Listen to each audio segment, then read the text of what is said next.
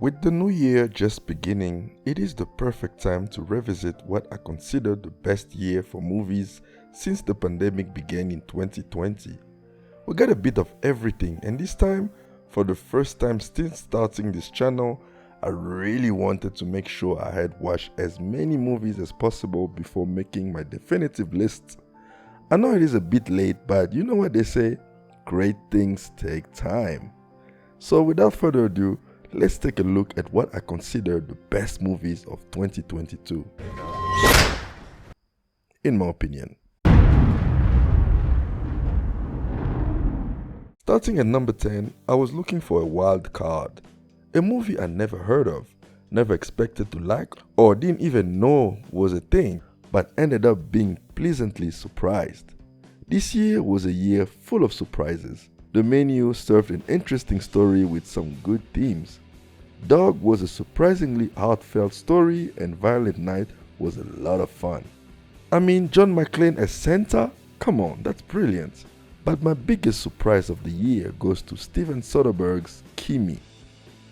Kimi is a movie about a tech worker who uncovers evidence of a crime while working on customer support for their home device called Kimi. This movie does not get talked about at all, and it's a shame because it is the big Steven Soderbergh's return and he doesn't disappoint. He proves that he can still make a suspenseful and thrilling story despite all the restrictions imposed to him by the pandemic. By the way, this is the first movie I've seen that acknowledges COVID-19 without making it part of the plot in any way. My guess is that the script was written before the pandemic, and after it happened, they just incorporated it to this world. Because except for people wearing masks and sanitizing their hands, this movie could have been made even before COVID and would have worked just fine. Anyway, Kimi is awesome. The 9th place goes to animation. Compared to last year, 2022 is actually filled with some pretty good animated flicks. Yes, Lightyear was disappointing, but Disney still gave us Turning Red. Puss in Boots returned with what could become a classic. But my top pick for the year is definitely Guillermo del Toro's Pinocchio. Whenever you hear the name Guillermo del Toro, you probably think about his disgustingly intriguing creatures. It was a breath of fresh air seeing him take a shot at a more personal story with Pinocchio. It is crazy that the same year Disney released the atrocity that was the live-action Pinocchio, Del Toro gave us the realest and best adaptation of the same story. Yes, I believe this is the best Pinocchio adaptation ever made. And for that dark, depressing but also very interesting ending alone, there is really no debate. This movie rules. For this spot, I'm looking for an ensemble film, a movie about sticking together, a family or a group of friends just getting through a tough challenge. The 355 could fit in such category, but it is not a very good movie.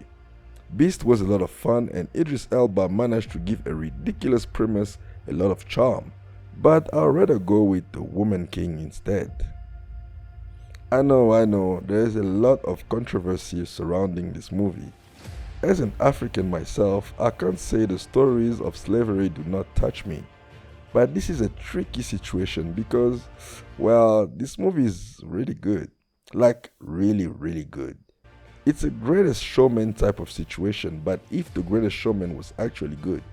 I think it's also important to note that the movie fictionalized this moment of history because according to it, this new king decided to end the practice of his tribe of selling their own kind, which we know never happened.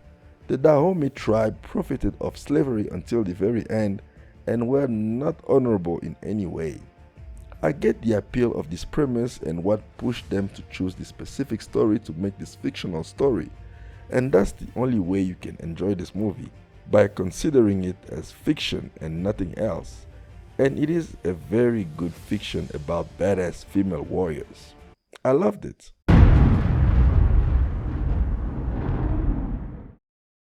For number 7, I'm looking for a movie that has quite a lot to say. She Said is one of the movies that comes to mind in terms of the type of subject matters it chooses to engage with and how well it does it.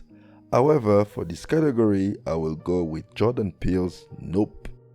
Who's better to tell the story about media obsession and how it absorbs us than Jordan the GOAT Peele? I've seen a lot of criticism for this movie. Some say it's boring, some say it doesn't make sense, some say, well, it doesn't matter what they say.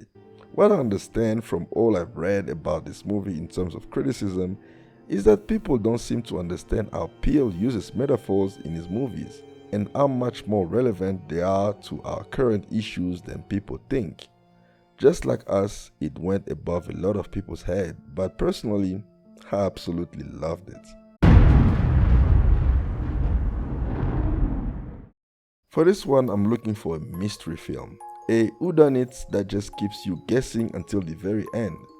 Enola Holmes returned to great effect with Millie Bobby Brown and Henry Cavill giving us a decent detective story. Rian Johnson's Glass Onion then blew most of the competition out of the water, with a funny and inspired story that had as much to say about social classes as the first one, and had one of the best screenplays of the year. However, my pick for the best whodunit of the year is most definitely Decision to Live. Park Chan-wook came out swinging with this one. He's always been very good at incorporating drama in his stories in a way that feels tragic and raw. With Decision to Live, he takes it to another level, with a movie about a detective working on solving a murder that ends up being a romantic movie with an incredibly dramatic ending. Decision to Live is a must-see film and one of my favorites of the year. For this one, I want to go with a horror flick. There was a lot of great horror movies this year. We were truly blessed. Barbarian, Smile, The Black Phone, Scream 5, or my number 5 pick, Pearl. Whoever thought that instead of simply making a movie that takes place in the 60s, they should also make it feel like a movie made in the 60s was absolutely genius. Maya Goth is really creating something special here. Pearl is funny, thrilling, terrifying, and sad all at once. It is not always easy to have a horror movie make you feel. Normally, we are just in it for the gore and the fright. But Pearl was a tragic story of a deranged young woman who tries so hard to make it out of her parents' farm and be someone that it completely breaks her when she realizes that no matter what she does, she will never be good enough. Pearl gives a lot of layers to X, which is also an excellent horror movie that came before it. Now I can't wait to see what they do with Maxine, which is supposed to be the third movie in this franchise. Hopefully, it's just as good as Pearl.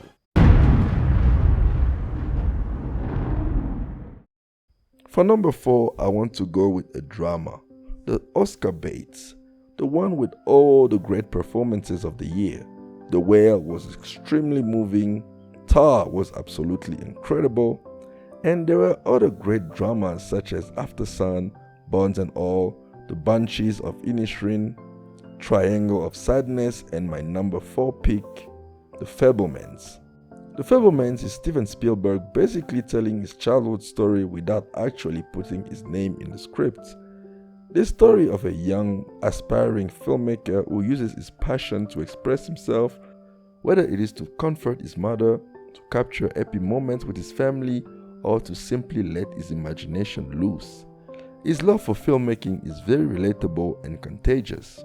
Also, whoever had the idea of getting David Lynch to play John Ford is an absolute genius. Now remember this. When the horizon's at the bottom, it's interesting. When the horizon's at the top, it's interesting.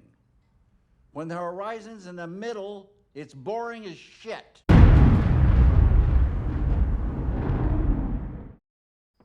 2023 was an incredible year for blockbusters and big budget films. Avatar came back in a big way and dominated the box office once again with The Way of Water. RRR was a once-in-a-lifetime experience with musical numbers, a man fighting a tiger and flipping motorcycles, two guys taking down an entire army by themselves, and one of the most insane third acts I've ever seen.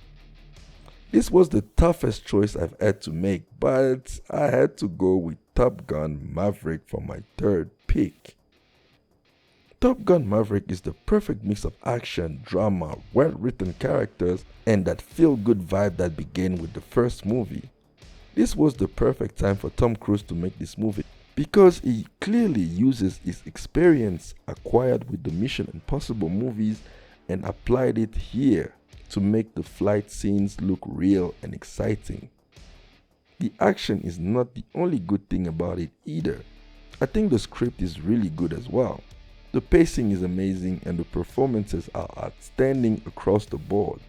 This is a type of blockbusters we need, and I hope we get more after this movie's success. As a fan of both action, drama, and character-driven stories, I thought it would be literally impossible for any movie to manage to give me all three at once. And yet, one movie managed to accomplish that feat. Yes, I'm talking about Everything Everywhere All at Once. This movie literally has everything. It has awesome and badass fight scenes. It has what I think is the best performance in any movie by a female actor this year. Michelle Yeoh absolutely killed it. It has one of the best romances, the best family drama, the best commentary on cultural bigotry, and it was also the best multiverse movie of the year.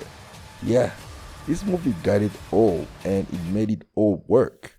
I never thought it was possible for a movie to have this much going on and still be this good, but here we are.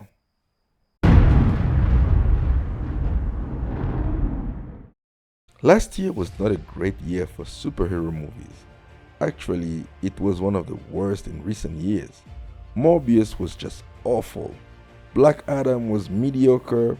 Thor Love and Thunder was an embarrassment for all involved. But with that being said, there was a few movies that saved the year for the superhero lovers. Sam Raimi tried his best with Doctor Strange and the Multiverse of Madness, and I thought on the filmmaking standpoint alone, it is above a lot of recently released Marvel movies. Black Panther Wakanda Forever, against all odds, managed to be just as good if not better than the first one, with yet another interesting villain and a narrative that came together so well that even Chadwick Boseman must be chuckling in heaven. However, the best comic book movie of the year and my favorite movie of 2022 is, well, of course, it's The Batman. Matrix The Batman was a movie made for me. I'm not even kidding. I've always wanted the Batman movie that focuses more on the detective side of his character than pure spectacle and action. The Batman is a slow burn detective noir that manages to give the Bat the most compelling arc he's ever had on the big screen. It also has one of the best cinematography of the year and an enchanting score and a theme song that is bound to become a classic in the future. Robert Pattinson is everything I wanted him to be and more. He is amazing as Bruce Wayne aka Batman.